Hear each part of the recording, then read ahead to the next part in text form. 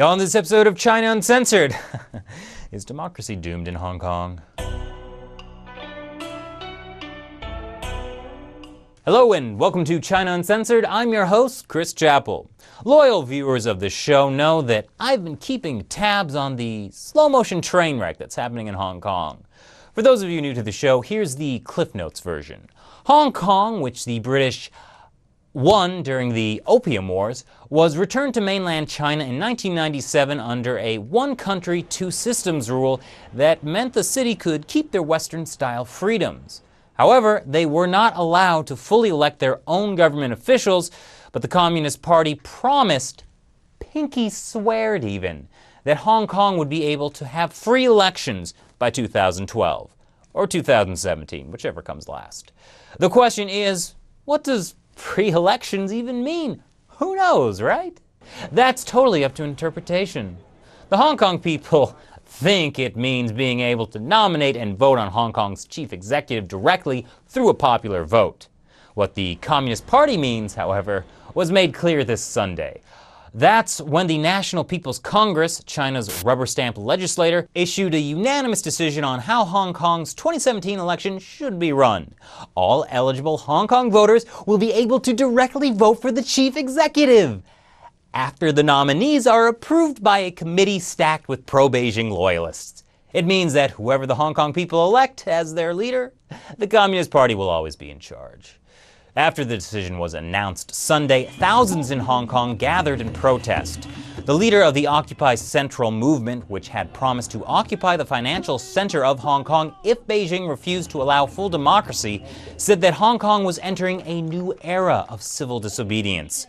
University and high school students from the group Scholarism promised to boycott classes starting in mid-September.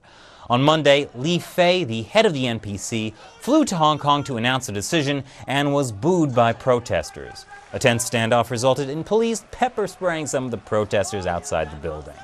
What happens now?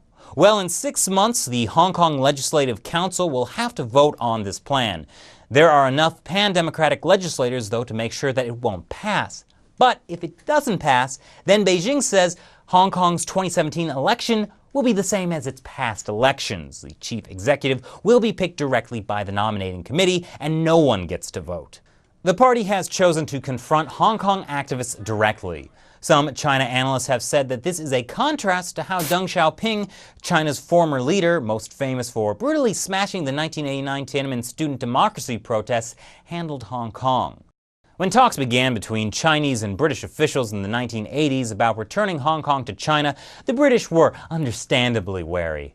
So Deng reassured them with this one country, two systems idea. Don't worry, Hong Kong will get to keep its freedoms for at least 50 years, and we'll throw in free elections too. So the argument is that Deng handled this with subtlety and compromise, unlike Xi Jinping and today's Communist Party. But what they're missing is this.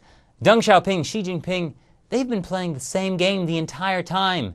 A game that's taken 30 years to show the Hong Kong people just how badly they've been played. One country, two systems was just a way for the Communist Party to get its foot in the door. Then they could slowly erode Hong Kong's freedom until Hong Kong is completely controlled by the party. Sure, it looks like one country, two systems, but that doesn't even matter because the party controls both of the systems. This is what party leaders had in mind the entire time. They're playing the long game. Now, the people of Hong Kong aren't taking this sitting down. Many are predicting increased civil unrest in the next 6 months. But will the party back down? They did once in 2003 when 500,000 Hong Kongers marched against Article 23, a proposed amendment to Hong Kong's constitution that would enable the Communist Party to enact draconian security measures that were similar to those in mainland China.